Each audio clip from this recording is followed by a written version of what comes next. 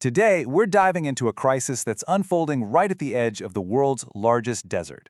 And, this isn't just a story about sand. It's really a story about land, about people, and about a chain reaction that has consequences for all of us. We're talking about desertification in Africa's Sahel region. So I want to start with just one huge number, 65 million. I'm just going to leave that there for a second. What do you think that represents? The population of a big country, a massive budget? Just think about the scale of that for a moment. Well, that is 65 million hectares of land. An area that used to be productive, that supported life, has become desert in just the last 50 years. We're talking about a staggering southward march of the Sahara Desert. This isn't some slow, natural creep. It's an aggressive takeover of the land. So, how in the world does something like this even happen? Well, this whole crisis, it all starts with the land itself. You can think of it as the very first domino to fall in a long and frankly devastating chain of events. Okay, so the official term for this is desertification. But what does that really mean? Put simply, it's the process where good, fertile land just gets degraded and turns into desert. The key here is that it's not about deserts naturally expanding. It's about the land losing its very ability to sustain life.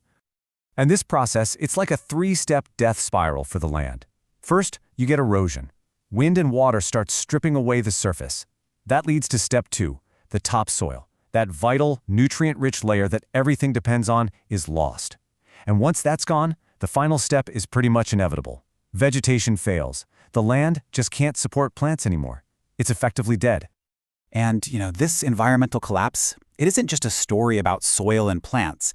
It is the direct trigger for a devastating human catastrophe. And here's why this matters so much. Millions of people in the Sahel depend directly on this land to survive. So when the land can't support plants, their crops fail. When there's no grazing for livestock, their animals die. And just like that, the most basic foundation of their society, the food supply, is pulled right out from under them. The fallout from this is immediate, and it is absolutely brutal. It kicks off widespread malnutrition and, in the worst cases, severe famine. For farmers, their income completely disappears overnight. And this isn't just about food. It means families can no longer afford to send their kids to school. It literally erases their future. So you end up with these two starkly different realities. On one side, you had the traditional way of life that worked for generations. Self-sufficient farms, nomadic herders, stable living. And on the other side, the new reality, a collapsed world of failed crops, no water, and just inescapable poverty. It's the complete unraveling of a culture. So what happens when your land can no longer support you? You don't just stay put and starve, you move. And this mass movement of people is the very next link in this chain, and it triggers displacement and, almost always, conflict. People are forced to abandon their rural homes, and the most logical place to go is the cities, usually further south, where things might be a little better.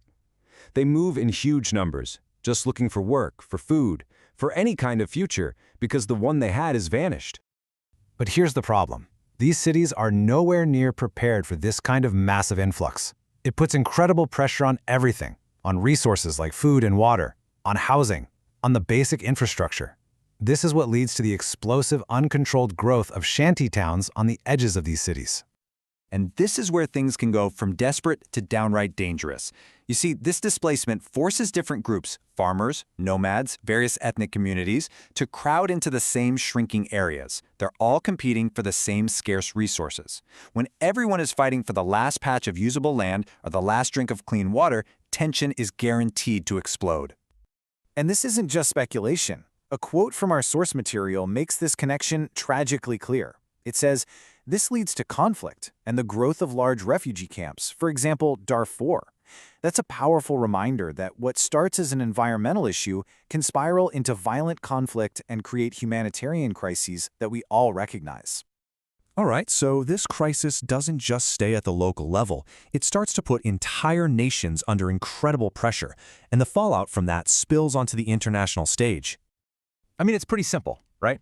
When a country literally can't grow its own food or provide water for its people, it has no choice but to turn to the outside world for help. And so, these Sahelian nations have become more and more dependent on international aid just to meet the most basic survival needs of their people. And this dependency, it creates a really nasty, vicious cycle. It goes like this. Crop failures mean you need foreign aid. That aid often comes as loans, which creates huge national debt. Now, the country has to spend what little money it has on repaying that debt, which means there's nothing left for the long-term solutions, like irrigation or agricultural projects that could actually fix the problem. So the crisis just gets deeper and deeper. So let's just step back for a second and look at the whole picture. What we're really seeing is not one single crisis, but a chain reaction where each disaster just triggers the next one down the line. You can see that whole domino effect right here. It all starts with a land degrading that directly causes famine and poverty. That in turn forces mass migration, which then sparks social conflict. And at the end of it all, you have entire nations trapped in a cycle of debt. Every single piece is connected, creating this system of collapse. And all of this brings us to one crucial final question. This isn't something that happened in the past. It is happening right now. As the desert continues to advance day by day, what happens to the future of the Sahel and all its people? That's the question we need to be asking.